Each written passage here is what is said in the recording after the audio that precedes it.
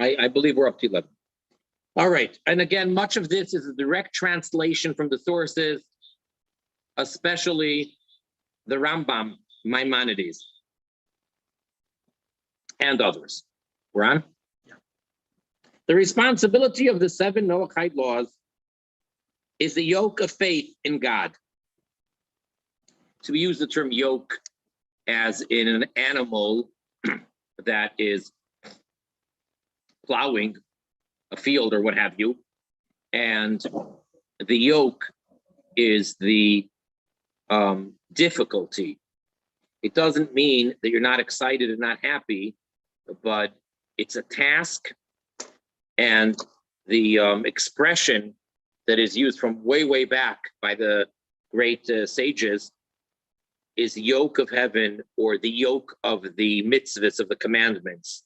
And they specifically use that term, especially when you want to stress that whether or not you're interested, whether or not you're in the mood, whether or not you're excited and enjoy it, which again, you could be, but that's not the point. The yoke meaning that it is a task and a difficult one.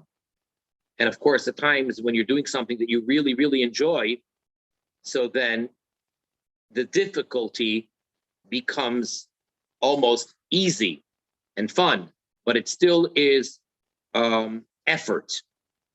So that's what we call the yoke of the faith in God. This means that the laws must be observed solely because God commanded them. If the children of Noah observe these 7 universal laws for any reason or intention other than to fulfill God's will, the performance is invalid and no divine reward is received.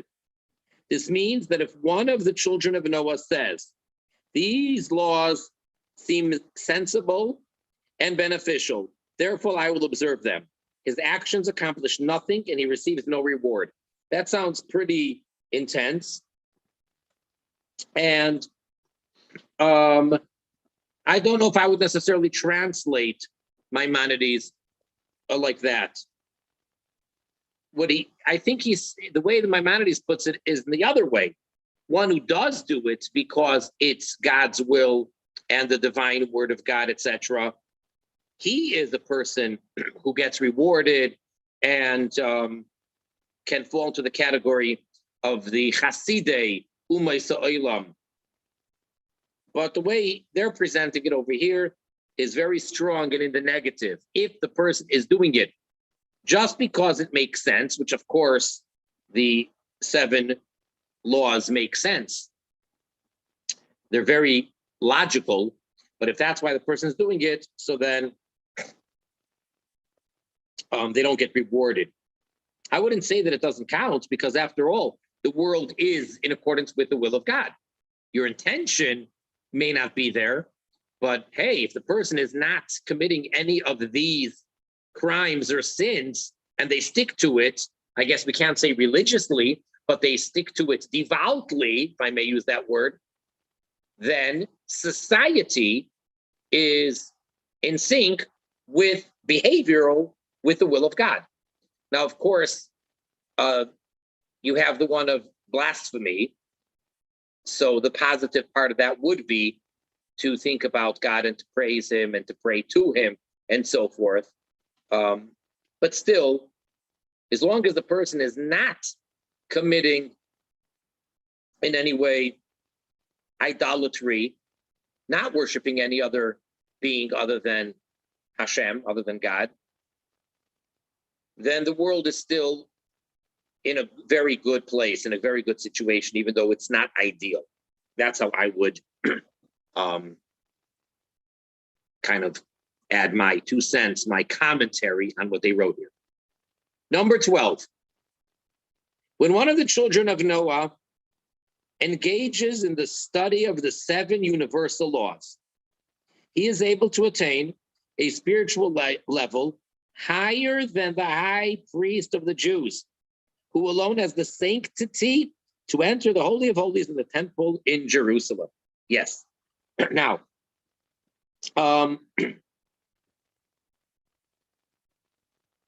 This is actually a statement, or I should say a footnote, of the Rabbi Melech HaMashiach, and it's based on the words in the Rambam in Maimonides, and it's a very extreme.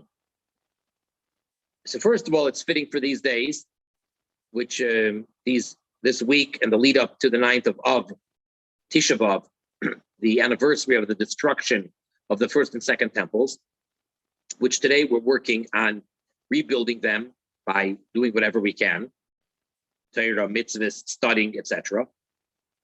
So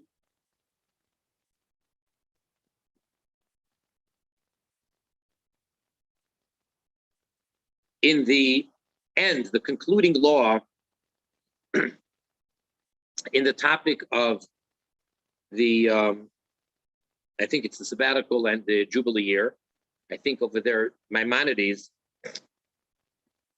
says that any member of civilization, any human being, he makes it pretty clear, but it would be hard for a person to actually explain it that way because, hey, come on, how could you say such a thing? But that is what he says, that anybody of all the people of the world who devotes themselves completely to worshiping, to serving God and God alone, became sanctified and even greater than the high priest.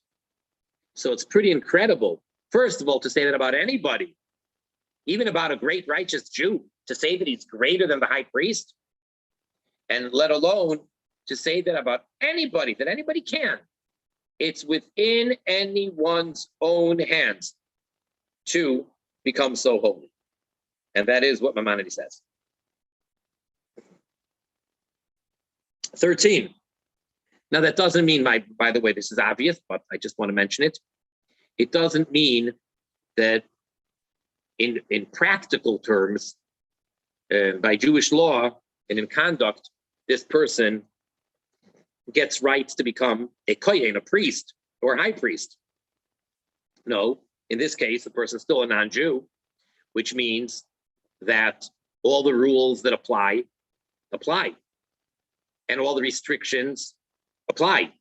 It means, in a certain sense, in a level of holiness, which is also pretty incredible.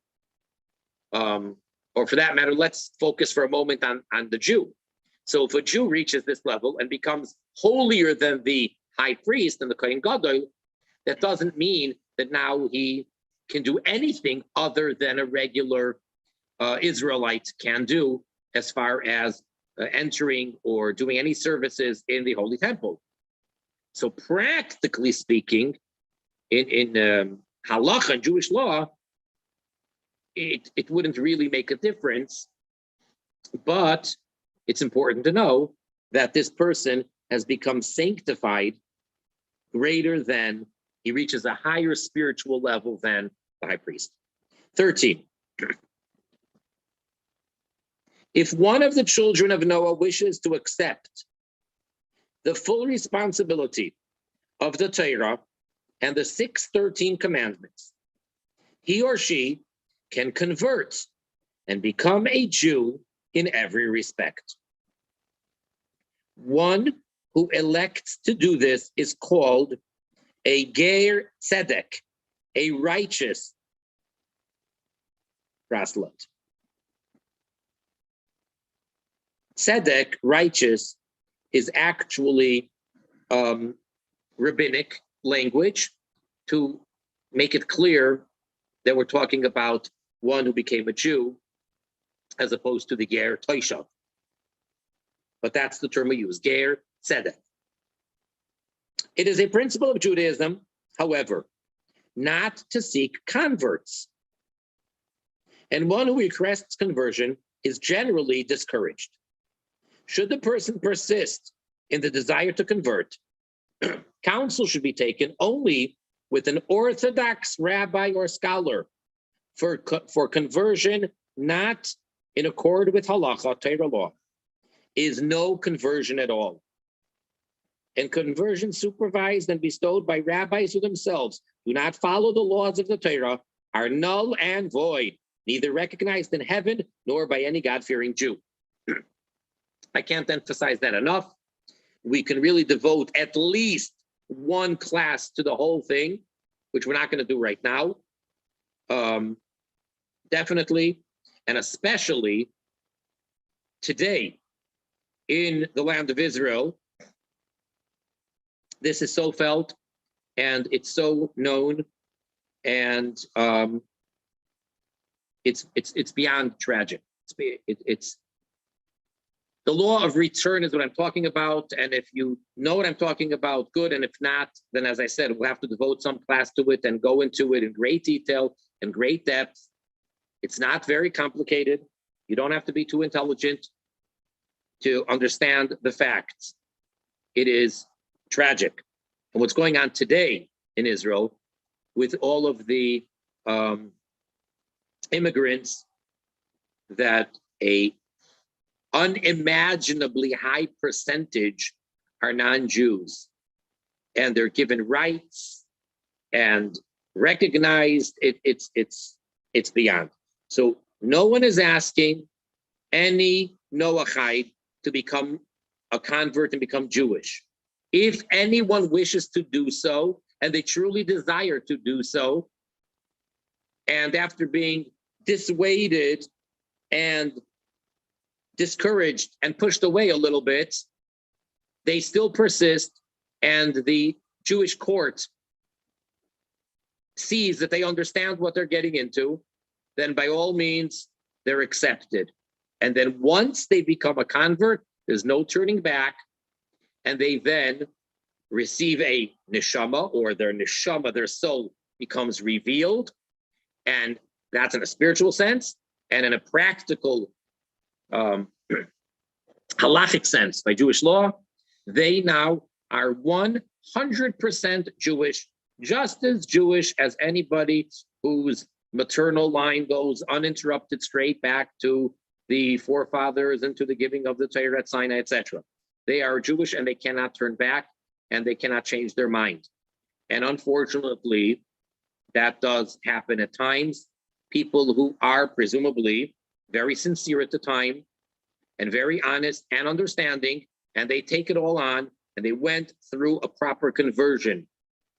It happens, hopefully not often, but it does happen, that at some point, maybe relatively speaking, a long time later, but at some point, some of these people want to give it up, and they have a change of heart. And that's tragic, because in the first place, they could have fulfilled their mission. They could have been wonderful people. They could have been holier than the high priest, etc., etc. They didn't have to become Jewish. But once they become Jewish, and then they become non-observant of the 613 or whatever commandments we can keep in the diaspora in the time of exile. So that's just adding to the list of problems that we have, because they're Jews that are not observing the Jewish requirements, the Jewish laws. So that's not good. So anybody who's truly planning on converting, and you thought about it once or twice or three times, think about it maybe 10 times or much more than that.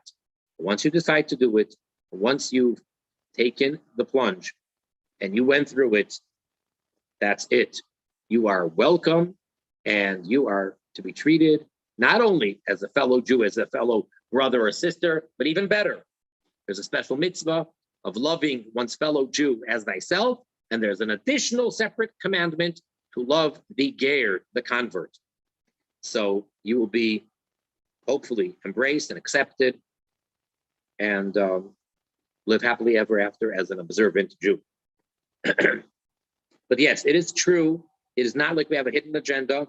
We do not proselytize in the sense of trying to get converts on board, as opposed to some other religions. I can't say all, but other religions, especially the famous ones, we know that part of their belief, part of their religion, part of their philosophy, religious philosophy, is to get others to convert to their religion. And in Judaism, that is not so. And a lot of times people are surprised and they think, oh, it's just a hidden agenda or it's a way we go about doing it. And no, it really, really isn't. And it's not a game when we try to discourage the person who says that they want to convert. We sincerely do try to discourage them. And we are not seeking converts. What we are trying to do here and now, as you know, it's an obligation, especially since this campaign was launched in the early 1980s, is to get everybody on board and keep the 7 Noahide commandments, which is God's will and God's commandments for all of mankind. That absolutely. And what religion is that? That's the religion of God, the one and only. It's not a religion in that sense. It's under the general umbrella of Judaism. All right. 14. It is incorrect to think that since the children of Israel have 613 commandments, and the children of Noah have 7 commandments, the ratio of spiritual worth is proportionately 613 to 7. Very simple math. No, you can't do that. The truth is, the 7 universal laws are general commandments, each containing many parts and details, whereas the 613 commandments of the Torah are specific, each relating to one basic detail of the divine law. Therefore, the numerical disparity in no way reflects the relative spiritual worth of the 2 systems of commandments. I'm not so sure that I would go with that 100%. Some of the 613, or I should say many of the 613, are very general and include in them many commandments and many details. Yes, it's true that some of the 613 are very specific, whereas the 7 are general, but I'm not sure that they're presenting it in a very accurate way. But the point is that don't think that, 613 versus 7, like, we're way behind. The prime difference in the service of the Israelites, that would be the Jew, and that of the Noahite is that the Noahite sees the existence of existence. That is, he refines the world, whereas the Israelite sees the non-existence of existence. That is, he reveals the godliness in the world. Of course, refining the world reveals its inherent godliness, and revealing godliness automatically refines the world. So trying to make it it's almost the same thing from 2 different angles. They're not saying it exactly as such, but yes, what they're saying over here, I would say, is so.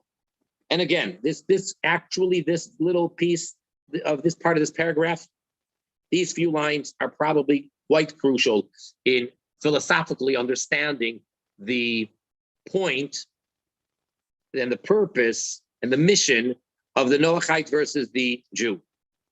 So again, the Noahite sees the existence of existence, meaning there's a creator who created a world. And every human being, including the Israelite, the Jew, naturally and normally first sees the world. But the thing is that the Noahite need not deal with that which we don't see, the non-existence of existence, the hidden godliness. As long as the Noahite accepts and understands that God Almighty is the creator, and he runs everything, and he created this world, and he put us here to serve him. That's good. That's what you need. And now, taking it from that point, he refines the world, because you're dealing with the world the way you're supposed to. It's that the Jew now is coming from a completely, not just different point, but a deeper point. And it's almost that without the Noahite, then the Jew can't do what he's doing, or we'd have to first do that. And that is, after we have human beings that are commanded to serve God with these 7 laws, and they are the ones that are refining this corrupt, materialistic, selfish world. They are refining this world. Now the Israelite, the Jew, steps into the picture and deals with that which is not seen automatically, the deeper true reality of the so-called non-existence, and we deal with revealing the inherent godliness that's in the world.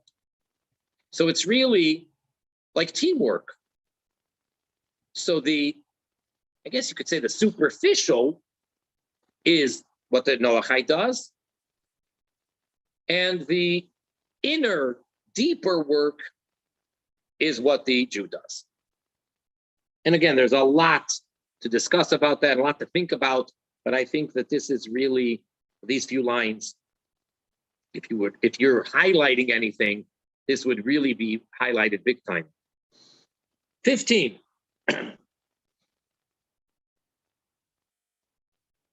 The statutory punishment for transgressing any of the 7 laws of Noah is capital punishment. According to some, punishment is the same whether one transgresses with knowledge of the law or is ignorant of the law. So normally people like to say that ignorance is, what do they say? Not bliss. Ignorance is, well, right, no, but I'm saying many times people say that if you're ignorant of the law, it means ignorance is no excuse. Okay, ignorance is no, that's what we're saying here, right? However, according to others, a transgressor of the Noachite law who is ignorant of the law receives the death penalty only in the case of murder, none of the other, well, I would say 6, but 5, because one of them is to appoint judges. So as far as the negative, as far as the 6 prohibitions, according to some authorities, murder is the only one where a person can't say, oh, I didn't realize, I didn't know that there's a mitzvah against murder. I thought that if I got angry, I was permitted, and so on. So we have over here different opinions in halacha, whether it applies to all 7 or not. But one thing is for certain, the punishment, the official penalty for transgressing, meaning surely if a person did it knowingly and willingly, is capital.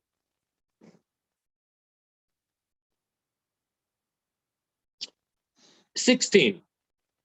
If the courts cannot punish an individual for lack of witnesses or any other reason," and then we're going to get to that later in the chapter of this mitzvah of courts of law, and then in that case, the transgressor will be punished by divine decree. And in general, that's a concept that the Talmud speaks a lot about. I don't mean in many places. I mean, it discusses it in relatively detail. And that is that even if even if the human court is, for whatever reason, unable to punish the person as they deserve to be punished by Torah law, Jew or non-Jew, Noachite, they did not, quote unquote, get away with it. They will receive their punishment. And I'll give you the classical case, and don't worry about hearing words of Torah that do not apply to the 7 Noachite commandments. And we learned that you're not allowed to study Torah that's not related, because this actually is, because it has to do with the cities of refuge, I should say, which does apply to a ger toishav. Anyway, the classical case that's in the Talmud, and Rashi actually brings this down in his commentary on the Chumash. One person, literally, not figuratively, got away with murder. He killed someone knowingly, willingly, with intent. However, he was not able to be put to death. Either no one saw, there's no witnesses, or there were not two proper witnesses, or there was not a proper warning. He got away with it. Okay? Another person accidentally killed someone. It was truly an accident. However, because there were no witnesses, etc., or for whatever technical reason, he didn't get the punishment that he was supposed to. And does anybody know the punishment? I mean, it gets detailed, but let's speak in general terms. What's the punishment for someone who accidentally kills someone?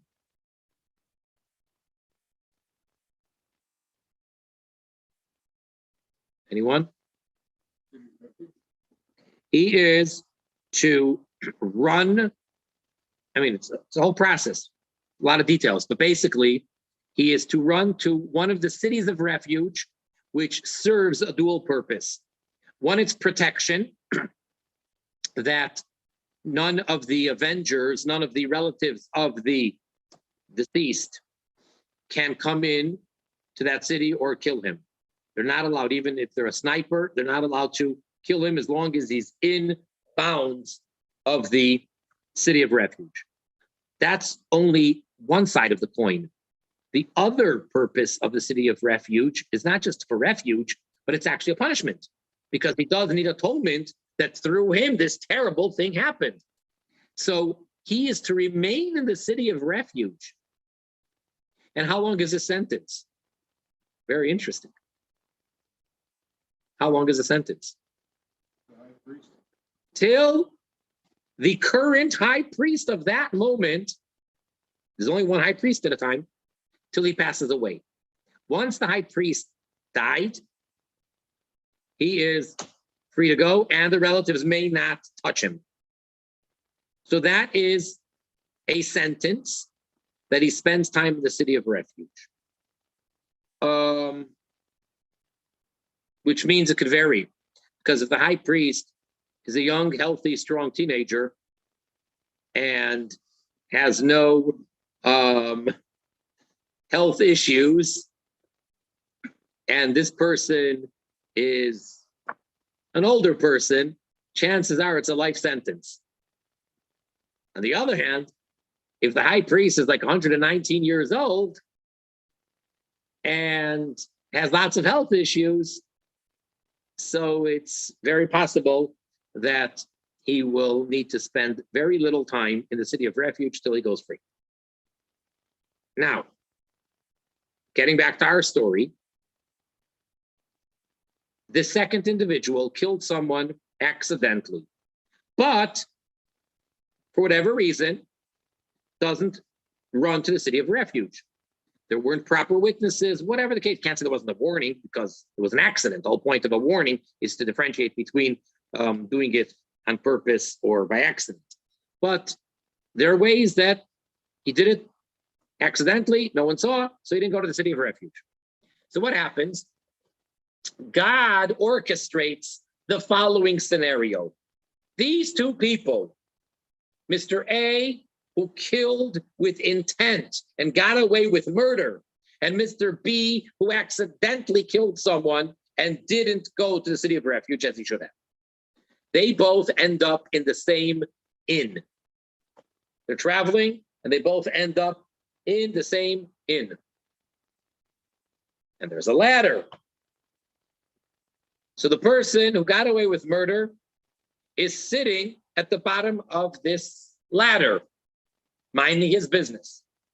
The person who accidentally killed someone and didn't go to the city of refuge as he should is climbing up the ladder and falls an accident, and he comes falling down and kills accidentally the person at the bottom. So the person at the bottom ultimately was put to death for his crime that he got away with. And now this time there were proper witnesses who saw the accident. So this person now will go to the city of refuge as he should have the first time such a thing happened. And that's the classic case. But at any rate, there is divine judgment. Even nowadays, when we don't have a proper court system, surely, we can't really do any punishments, whether it's the flogging or whether it's the death penalty for Jews or Noachites. Still, the heavenly court will take care of it. All right, let's continue a little bit more.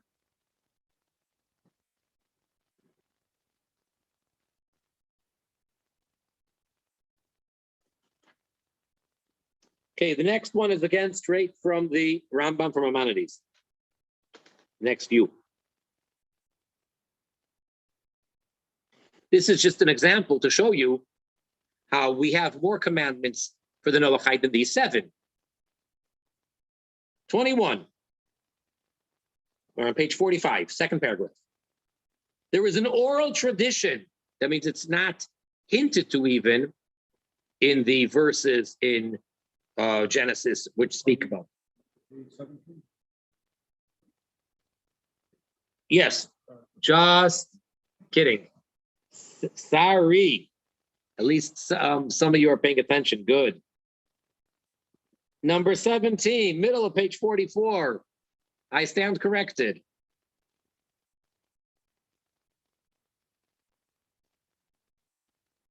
Besides the 7 universal commandments, the children of Noah have traditionally taken it upon themselves, which now makes it mandatory, to fulfill the commandment of honoring father and mother. See the chapter on honoring father and mother. Now, again, the question for that would be, are they obligated in the same way that the Jew is? That can be discussed at great length.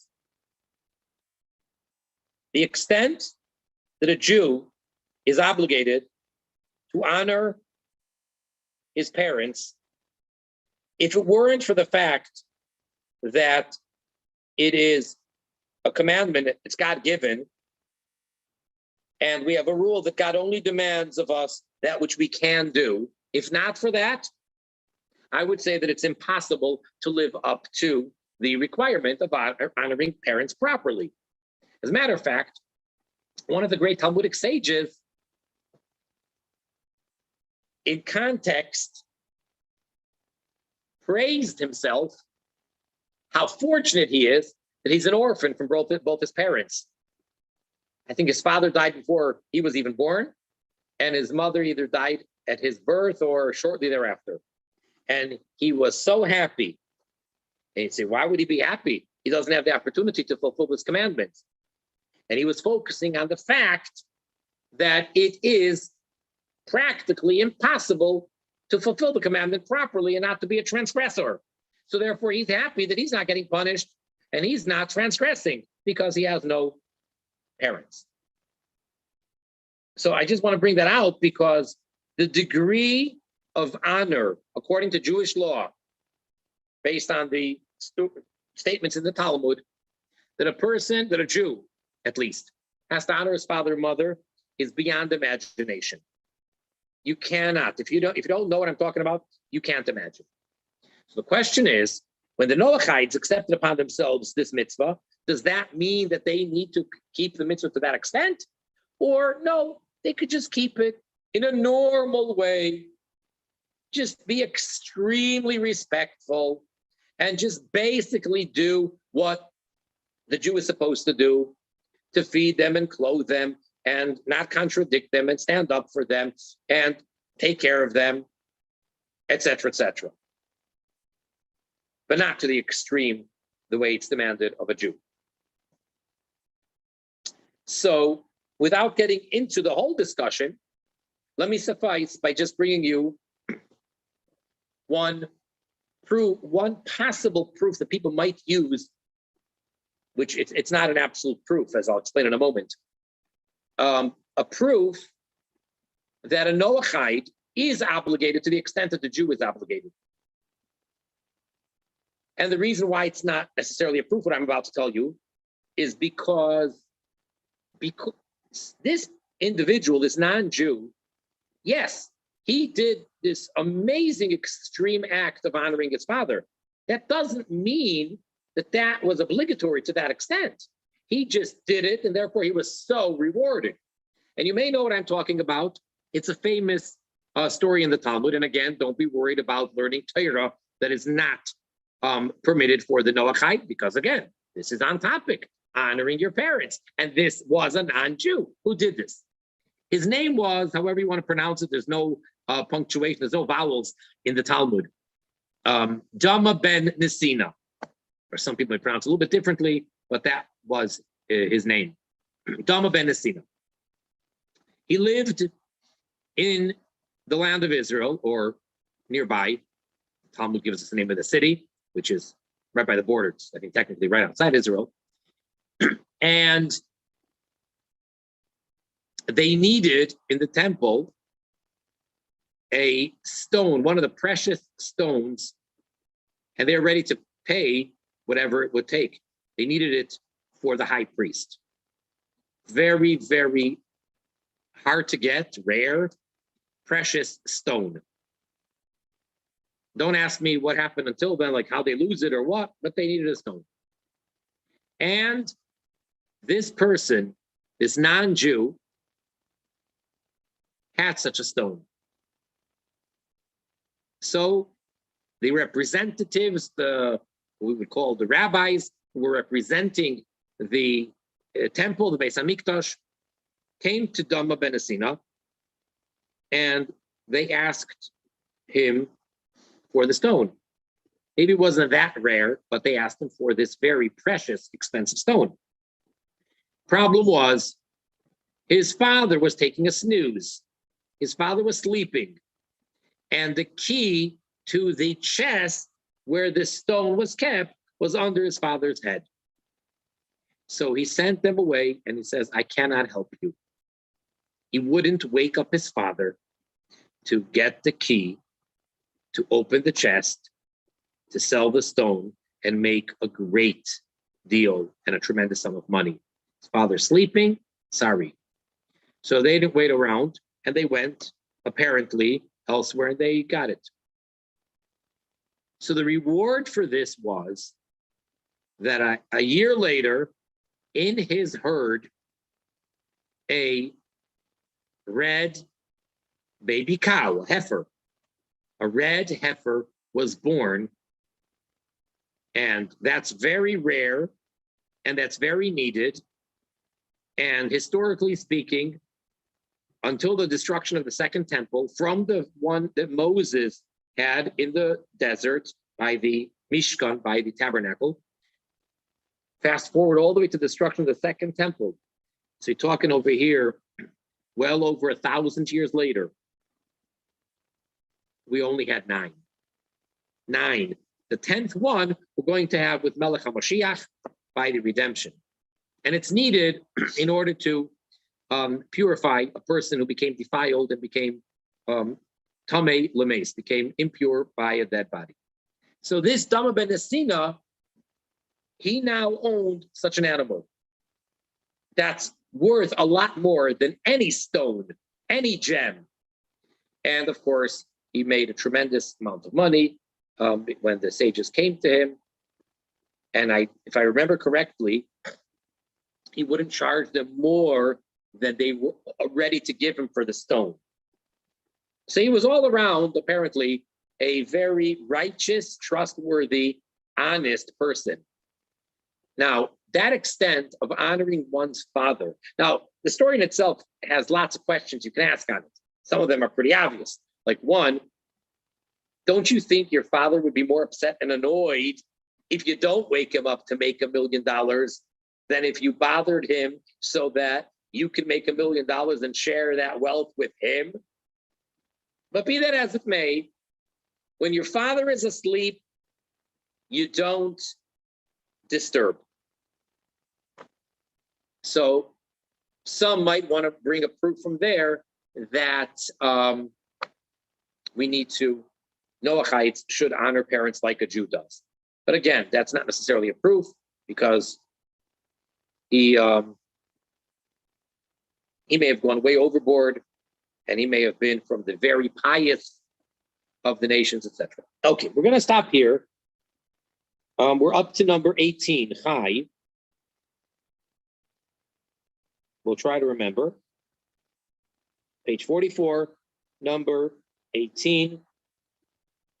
And if we have any questions or comments on what we discussed, and I know I mentioned especially about the part of conversion, that itself we can really, really talk about.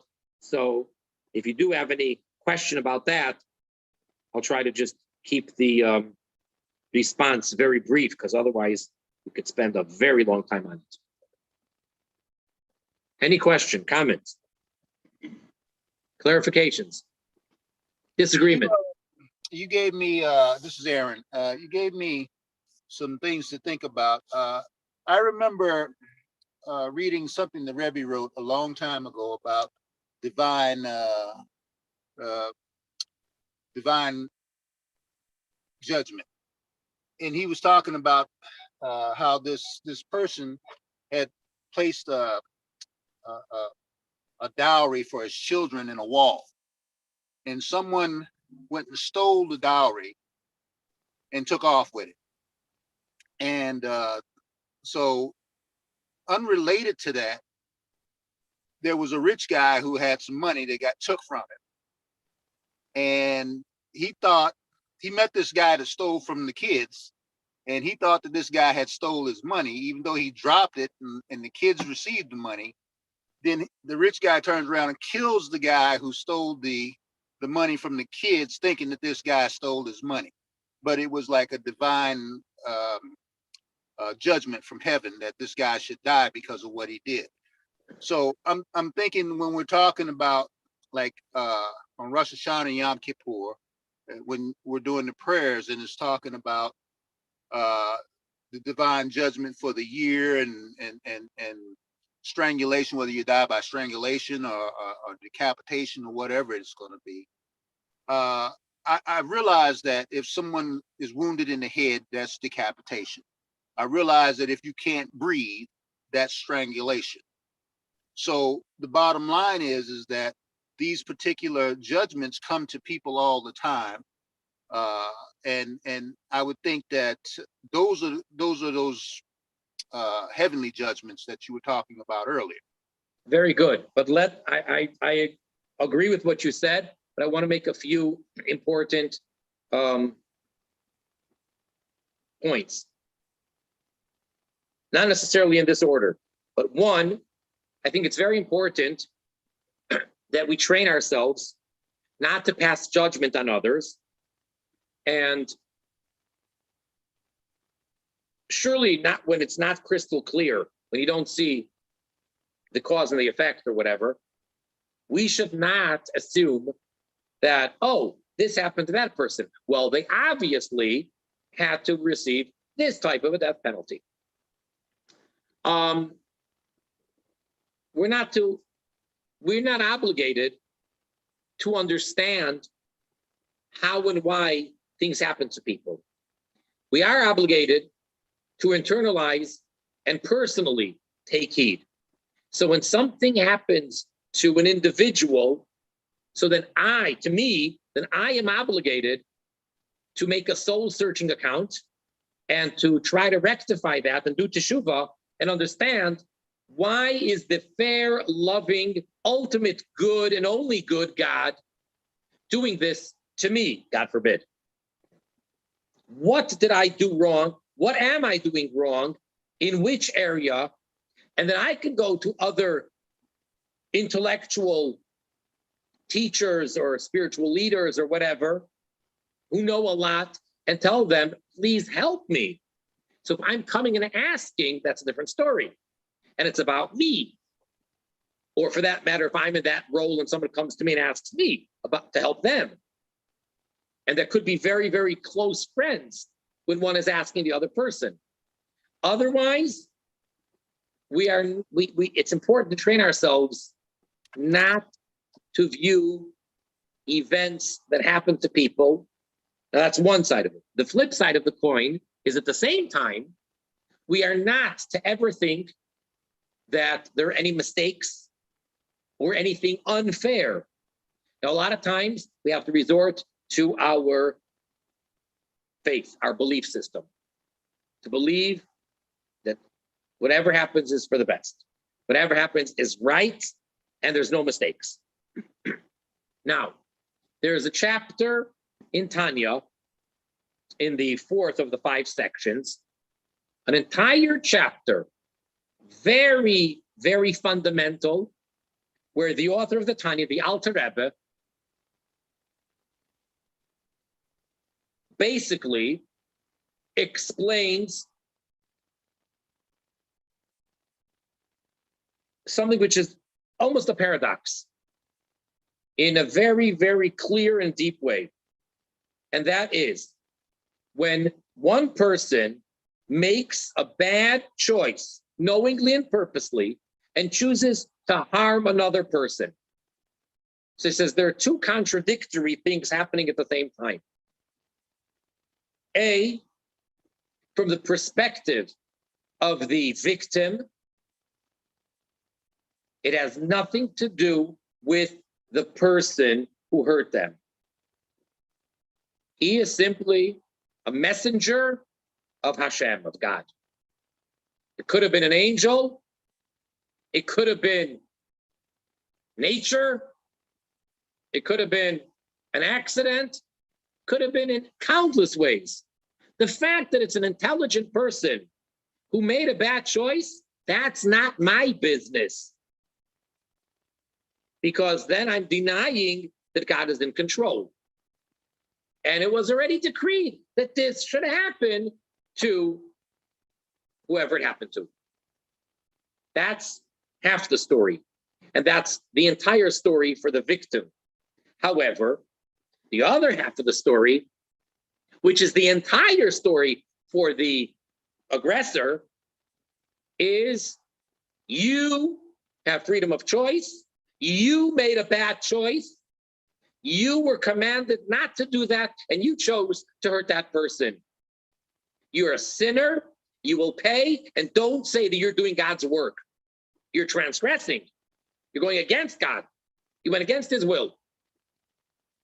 So that's the package. So after the story happened, we step back. Was it or was it not God's will that this should be done to that person? The answer is, depends who you're talking to. It depends who's talking. The victim, yes, this was God's will. So what are you complaining about? What do you have against the person who did it?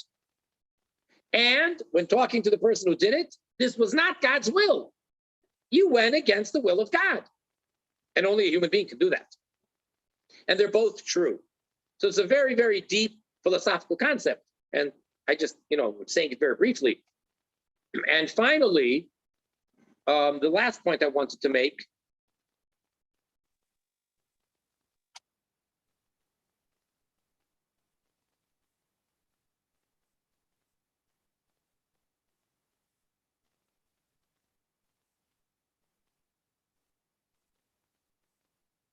had to do with this second point.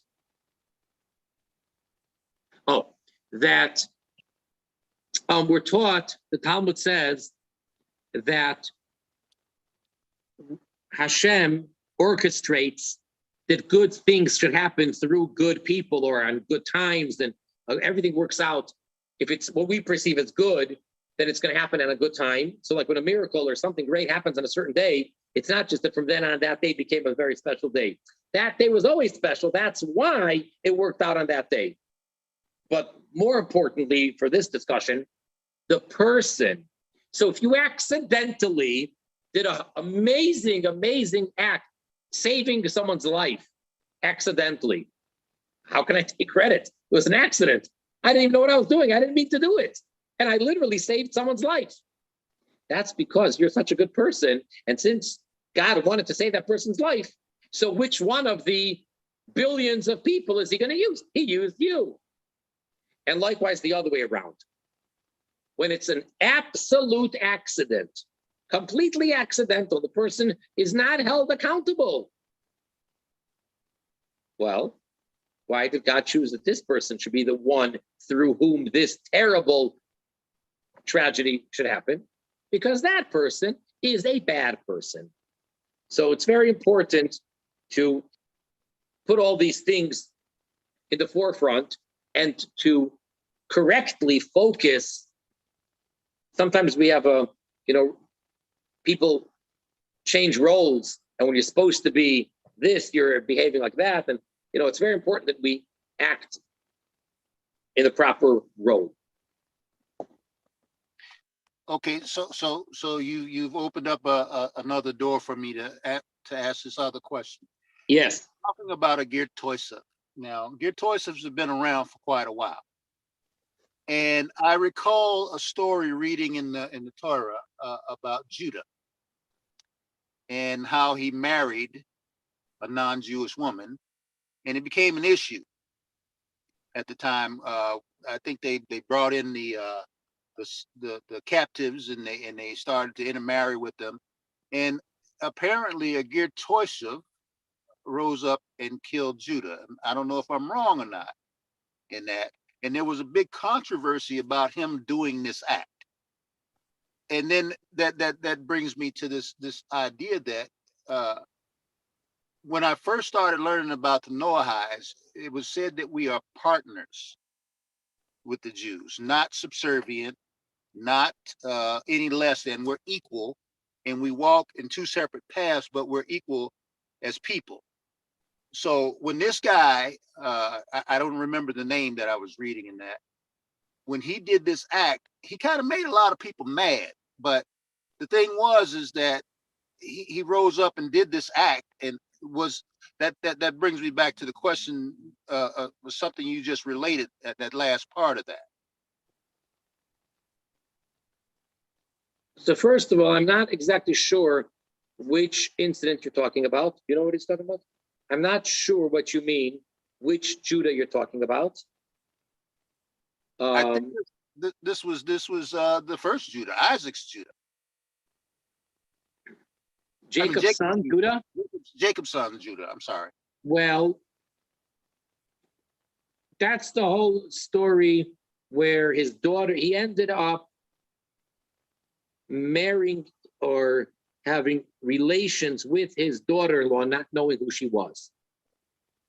And there's a lot to be said about that as well, about that whole story. But let us for now suffice in saying that that was before the Torah was given.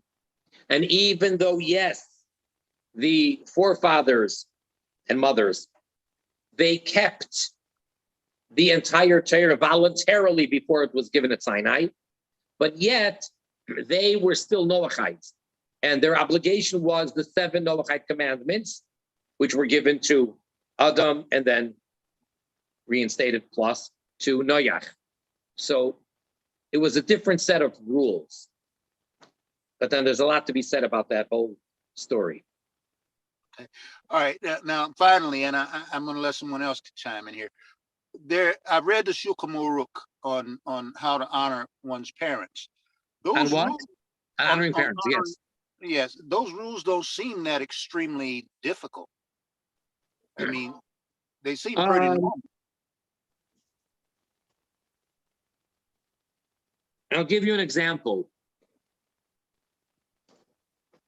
If someone is a very respected person, they're a great teacher, a respected person in the community, a beloved politician, whatever it may be, and they're in the middle of giving a sermon or a class or a speech, whatever, to a very large crowd. And in the middle of all this, their parents, maybe they're deranged, The parent comes, curses out the child in public, literally spits in their face, and grabs their money pouch and throws it over the bridge into the ocean. What is supposed to be the reaction of that child? To do no harm to the parent. Nothing. They can't show that they're upset in any way, shape, or form. In that scenario that I just said, you would think that that takes superhuman powers. I'm not saying that they can't, heaven forbid, strike their parents. That goes without saying. They can't show any negative reaction in that extreme crazy scenario. It does speak about what to do if a person has parents that are insane or deranged, and it's impossible to deal with them. So it speaks about what to do in such a case. But in general, isn't that similar to the rules that they use for dementia these days? Because when I was reading the Shulchan Aruch, it was teaching how to deal with people with dementia. Yeah. Okay, and then the other thing is the concept whose life is more important, the child or the parents. It's always the parents. And if a bullet were coming, the child is supposed to immediately jump in front of the bullet. Yeah, well, that actually, one can understand that would be an instinctive thing to do. And the parent would probably do the same for the child. All right, I'm gonna let someone else ask questions if they have them now. Okay. Otherwise, we resume next week at the regular time. What's that message? James is saying thank you. Oh, you're very welcome. Thank you, everybody. And the plan is next week we resume. And next Thursday night is a very, very big holiday for many Jewish people, especially for Jewish women who need to get married. Break the X. What? Break the X. Break the X. Yeah. Very good. That's right. Okay. Okay. Thank you, Rabbi. You're very welcome. Okay. Thank you. I'll see everyone next week. And again, I apologize for the delay today. Thank you, Rabbi, and we'll see you next week. It's Hashem.